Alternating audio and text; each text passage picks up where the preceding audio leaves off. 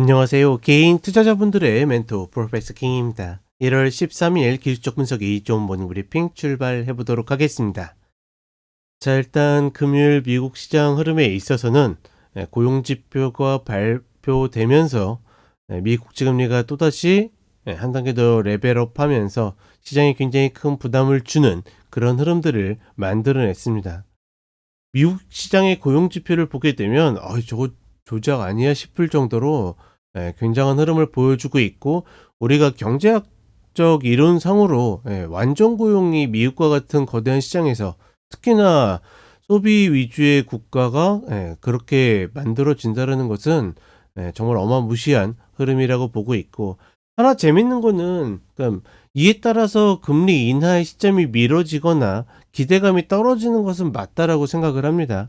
다만 그렇다라고 해서 반대로 금리 인상의 가능성이 높아진다라고 보지는 않거든요. 뭐 파월의 인터뷰도 그렇고 연준 위원들에 대한 이야기도 그렇고, 금리 인하 시기에 대해서는 서로의 이견이 있을지라도 금리 인상을 굳이 애써서 언급하거나 아니면 이것들을 예측하는 그런 흐름들은 별로 없음에도 불구하고, 미 국제금리가 저렇게 널뛰면서 상승하는 것은 사실은 그렇게 이렇게 납득되진 않는다. 특히나 우리가 작전주 보게 되면 이제 그런 생각들 많이 하죠. 야, 저거 분명히 떨어질 텐데, 어디가 고점인지는 모르겠지만 분명히 다시 제재를 내려오든 꺾이든 할 텐데, 야, 진짜 대단하다라고 생각을 하는 것처럼 미 국제금리도 그런 흐름들을 계속 만들어가고 있지 않겠는가. 저렇게 올라감에도 불구하고, 그러면 이제 미국채 금리가 올라가면 미국채 가격이 떨어지는 거니까, 미국채 가격이 그렇게 떨어지게 되면 어떤 국채 경매나 이런 데서 금리를 조금 디스카운트 당하거나 뭐 이런 흐름들이 나와야 되는데, 사실상 수요는 굉장히 견조합니다.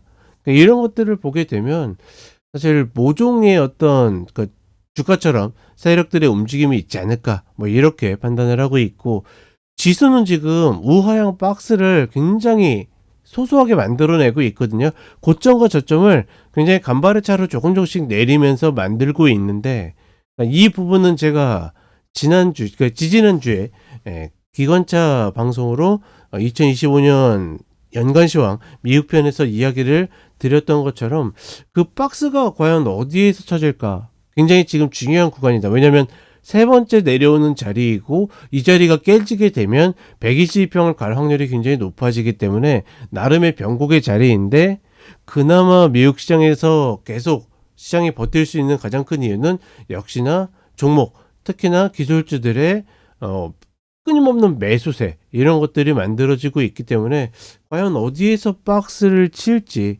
굉장히 위태위태한 변곡 구간이지만 종목들에게 계속 기대에 있다, 뭐 이렇게 보시면 될 것 같습니다. 그러니 거시적으로는 혹은 지수적으로는 하방 압력의 거센 구간이라고 보고 있고, 반대로 종목적으로는 리바운드가 가능한 그런 구간을 만들고 있다, 뭐 이렇게 판단하면 되겠고, 한국 시장 같은 경우에는 2510 자리를 밟고는 있는데, 여기에서 이제 이격을 넓혀가지고 쉽게 올라갈 수 있는가라고 보게 되면 아직까지 어렵다. 특히나 그 미국의 고용지표 발표 이후에 우리나라 환율도 또다시 점프업하면서 꺾이는 듯한 흐름이 다시 위로 올라오고 있기 때문에 여전히 그런 부분에 대한 부담들이 분명히 있고, 중요한 거는 외국인들이 결국 현물을 매수해야지 상승하는 시장인데, 외국인들이 현물을 매수해주지 않는다라 그러면 이 이상 올라가기 어렵기 때문에 상당히 부담스럽다. 그리고 역시나 코스닥은 2차전지가 움직여줘야 되는데 2차전지가 움직이지 않으니까 또 멈칫거리거나 밀리고 있다, 뭐 이렇게 좀 단순하게 보시면 될 것 같습니다. 그리고 제가 금요일 오후죠, 조금 일찍 올려드렸는데 2025년 연간시황 한국편 올려드렸으니까 확인하시면 될 것 같고, 미국 편에 비해서는 사실은 글쎄요, 깊게 파고들면 막 이야기할 것들이 많을 수 있겠지만 사실 그렇게 이야기할 것들이 많지 않습니다. 지금은 지수적으로 굉장히 단순한 자리이기 때문에, 그렇기 때문에 미국 편에 비해서 조금 어떤 세밀도가 좀 떨어질지 몰라도 그래도 전반적으로 큰 틀에 있어서 한번 정리를 해볼 수 있는 시간이 될 것이다, 이렇게 이야기를 드리겠습니다. 자, 간단하게 차트 보도록 하겠습니다. 자, 나스닥 선물 30분의 흐름인데 지금 어떻게 됩니까? 고점을 점점 낮추고 있고 저점을 계속 갱신해 내려가는 뭐 이런 파동들을 만들어주고 있고, FOMC 때 파월의 발언 이후에 계속, 그렇죠, 이런 파동들을 만들어가고 있다라는 거. 다만 이런 파동들이 아직 모든 것을 깨버리는 그런 흐름들은 아니고, 저 흐름에 비해서 어떻게 보면 지수는 조금 더 견조한 모습을 보여주고 있죠. 다만 지금 이 박스, 그렇죠, 전고부터 만들어지는 이 박스를 유지하느냐, 아니면 120평을 딛는 박스를 좀 더 변동성을 확대하는가, 뭐 이런 기로에 놓여져 있고, 다우는 120평을 이탈했습니다. 계속 이야기 드리지만 서비스업 지수가 굉장히 좋은 반면에 제조업 지수는 계속 별로 좋지 않기 때문에 좀 더 먼저 조정을 받는 그런 흐름을 만들어주고 있고, 120평을 이탈했지만 아래 딛는 자리가 있다는 거. 근데 얘도 마찬가지로 어떻게 합니까?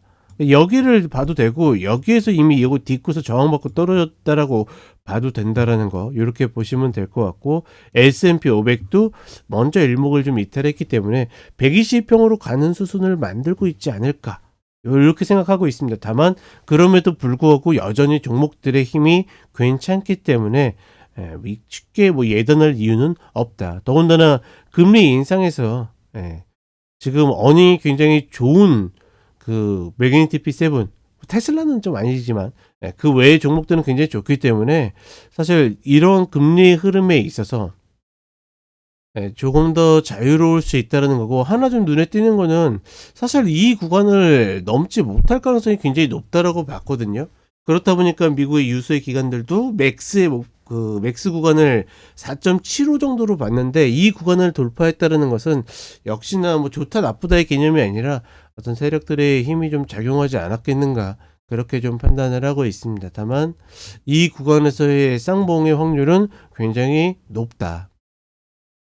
자, 그리고 한국 시장으로 오게 되면 지금 구간에서는 일단은 이 자리는 올라타긴 했는데, 여기에서 외국인들의 현물 매수가 들어오면 상승하고, 아니면 다시 꺾이는, 우리가 예측하기보다는 대응에 가까운 영역이라고 보고 있고, 그 대응이 쉽지 않기 때문에 제가 이미 이 구간에서는 내줄 거 내 깜냥만큼 내주고 보시라는 이야기를 드린 거고, 예를 들어서 월요일 흐름에서 개파랗게 할 텐데 여기에서 더 빠질지 아니면 청개구리 패턴으로 반등할지, 이런 것들은 아무도 알 수 없다라는 거 다시 한번 강조를 해드리고, 그 다음에 코스닥 흐름도 상승하다가 주춤하는 모습을 보여주고 있죠.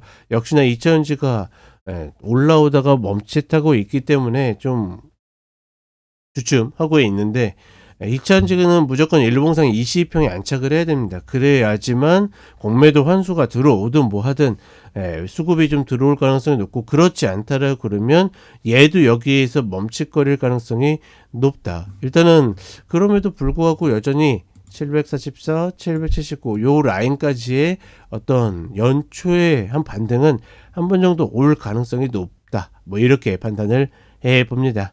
자, 한 주도 화이팅 하시고 추운 날씨에 건강 관리 잘 하시길 바라겠습니다. 자, 저는 쇼츠로 찾아뵙도록 하겠습니다.